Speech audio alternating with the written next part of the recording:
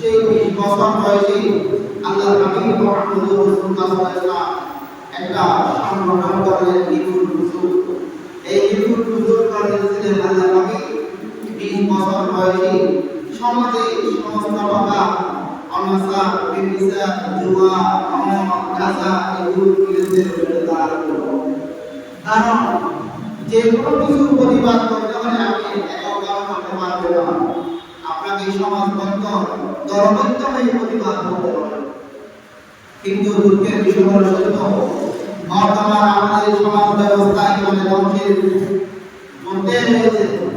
তার কারণ হলো আমাদের শিশু শিক্ষা সবচেয়ে ধ্বংস হয়ে গেছে এবং শেষ হয়ে গেছে।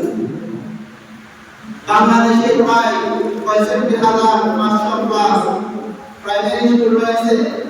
এই প্রাইমারি স্কুলের মধ্যে আগেকার ধারাবাহিকভাবে প্রতিটি ক্লাসে কমপক্ষে একজন সাহাবী জীবনী ছিল, কমপক্ষে আল্লাহ রাসূল সাল্লাল্লাহু আলাইহি ওয়াসাল্লামের জীবনী ছিল, অথবা আবু বকর রাদিয়াল্লাহু তাআলার জীবনী ছিল, অথবা ওমর রাদিয়াল্লাহু তাআলার জীবনী ছিল, অথবা উসমান জিন্নুরাইনের জীবনী ছিল, অথবা আলী রাদিয়াল্লাহু তাআলার জীবনী ছিল।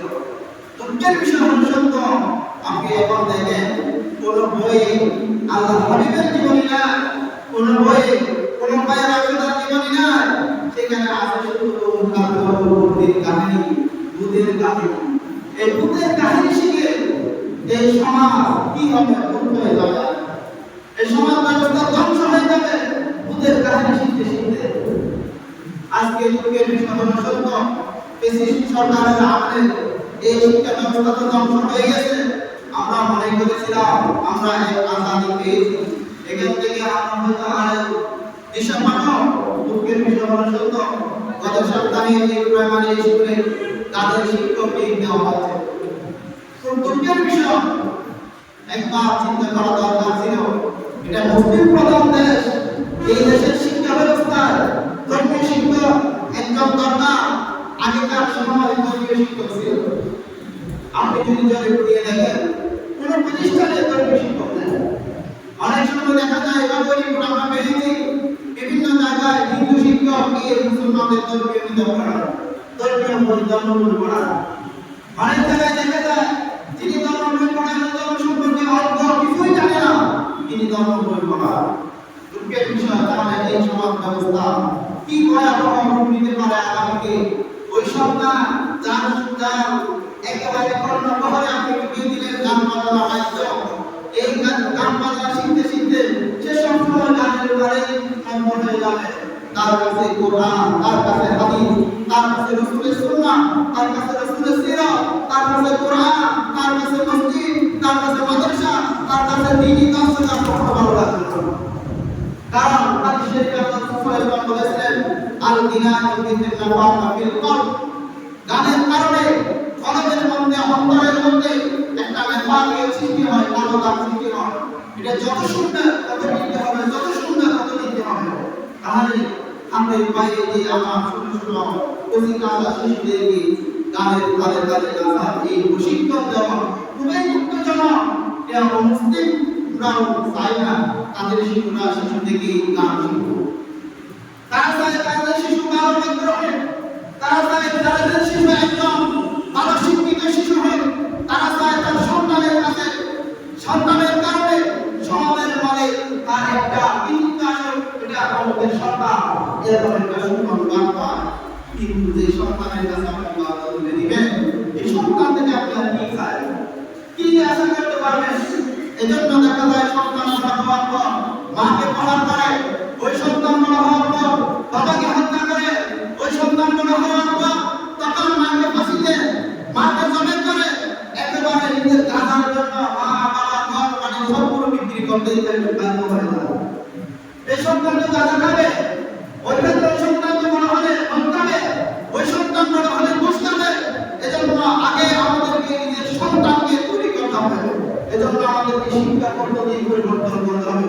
আমরা এখান থেকে আমাদের নিজ জায়গা থেকে প্রতিবাদ জানাবো হবে। আমরা এই শিক্ষা ব্যবস্থাকে ঘৃণা করি, অতি সত্য এই গানের শিক্ষক নিয়োগকে বাতিল করতে হবে, বাতিল করতে হবে। এবং সেই সাথে একজন ধর্মীয় শিক্ষক অবশ্যই করতে হবে। কোন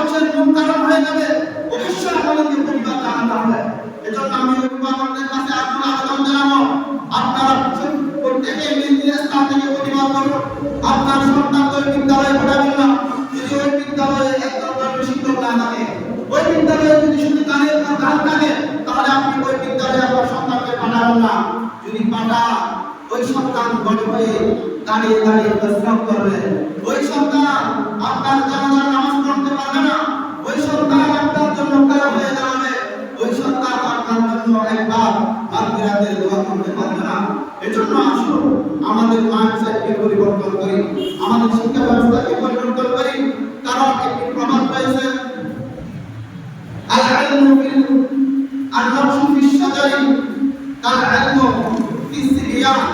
বলা হলো আল ইলমু ফিস সিবিয়ান কাল নাফসু ফিল হাজার। বলা হলো ছোটবেলায় যত বিদ্যা আপনি আপনার সন্তানকে দিবেন, এগুলো হলো ভেতরে কোণে রাখার মতো। ভেতরে যেগুলো কোণে রাখা হয় এটা যেমন কখনো জনসভায় খেতে যায়, আপনার শিশুকালে আপনার সন্তানকে যেটা শিক্ষা দিবেন এটা তার অন্তরে বসে যাবে, এটা কখনো দুর্বল হবে না।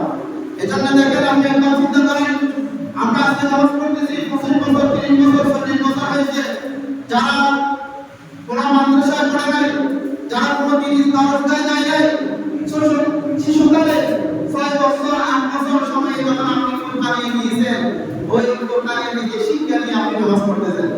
ওই শিশুকালে আপনি কোরবানি থেকে শিক্ষা নিয়ে আজ পর্যন্ত আপনি দিন চলতেছেন। ওই কালিমা ওই সময় শিখছেন, আর কোনোদিন কালিমা পড়ছেন, আর কোনোদিন কালিমা ধরছেন, কিন্তু ওই শিশুকালে আপনার হৃদয়ের ভিতর গেঁথে দেওয়া হয়েছিল কালিমায়ে তাইয়্যিবা, কালিমায়ে শাহাদা, তার ইমানে মুফাসসাল, ইমানে মুজমা, এগুলো আপনার হৃদয়ে ধারণ করেছেন। অনুরূপভাবে আপনি সেই শিশুকালে শিখেছেন উজুদে সরবরাহ। আমি বলতে পারবো সন্তানরা আপনি যারা মাদ্রাসায় পড়ে নাই 50% মানুষ পাবেন না, 40% 30% মানুষ পাবেন না, তারা একদিন করে যে দেখবেন আমি উজু করতেছি, আমার উজু কি ফসল দিয়ে কোন বই থেকে দেখি আমার উজু ফরজ করেনি কিভাবে করব, এরকম 30% মানুষ পাওয়া যায় না যারা কোরআন শিখতে পারে নাই তারা ছাড়া। এজন্য আসুন আমাদের প্রাথমিক শিক্ষা বিদ্যালয়কে আমরা পরিবর্তন করি, কোরআনের সমাজ গঠন করি, আমার আপনার সন্তানকে গঠন করি। এজন্য আমাদেরকে ভবিষ্যৎ এই বিদ্যালয়ে গান চাই, আমরা এই বিদ্যালয়কে আমরা বিদ্যালয় হিসেবে দেখতে চাই। এই বিদ্যালয়কে আমরা গানের আসন হিসেবে চাই না। বিদ্যালয় মানে যেখানে লেখাপড়া হয় আমরা লেখাপড়ার কেন্দ্রবিন্দু হিসেবে দেখতে চাই। কিন্তু আমার সন্তানকে, আপনার সন্তানকে আপনি সেখানে পাঠাবেন শারীরিক ব্যায়াম দেওয়া খুব অসুবিধা, কিন্তু ঠান্ডা খেলার জন্য তারা এখানে পাঠান না। আপনার টাকা আপনার পরিশ্রম করে আপনার সন্তানকে দিচ্ছেন, প্রাইভেট টিউশন দিচ্ছেন, আপনি বেতন দিচ্ছেন, আপনার সন্তানকে সেখানে গান বাজানোর আসলে বসার জন্য।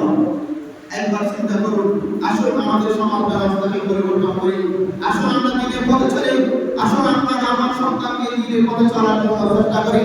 এবং যদি এই অনতিবিলম্বে গানের শিক্ষক নিয়োগ না করা হয়, আমি বলবো আগামী বছর থেকে আপনারা এই ধরনের বিদ্যালয়কে পাঠ করুন।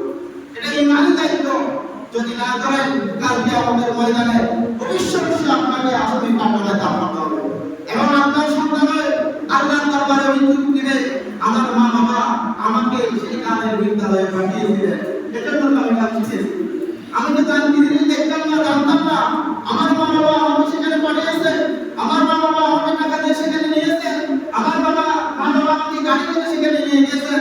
এজন্য আমাদের জাহান্নামে যাওয়ার আগে তাদেরকে নিয়ে আসুন, আমি তাদের উপর ভার দিয়ে জাহান্নামে যাব না। আসুন সমাজ ব্যবস্থাকে পরিবর্তন করি, নিজের সন্তানদেরকে কচিকাঁচার শিশুদেরকে দিয়ে শিক্ষা দিই, আল্লাহ রাসূল সাল্লাল্লাহু আলাইহি ওয়াসাল্লামের জীবনে শিক্ষা দিই। আমি বলবো আবুল আবেদন ছোট শিশুদেরকে, এখন ছোট শিশুদের জন্য বিভিন্ন কর্মী প্রস্তুত হাজির হয়েছে, এগুলো তাদের মনে পড়া একবার করে দুইবার প্রতিদিন করতে হবে না, কমাস একদিন আমার সন্তান ওই বইটা দেখবেন। এটা কি আল্লাহ রাসূল সাল্লাল্লাহু আলাইহি ওয়াসাল্লামের জীবন, আবু বকর রাদিয়াল্লাহু তাআলা জীবন। এই বইটা শুধু এইভাবে দেখলে তার অন্তরের মধ্যে ইসলামের নূর মিলে যাবে ইনশাআল্লাহ। আল্লাহ তাআলা আমাদের সকলকে বুঝার তৌফিক দান করুন।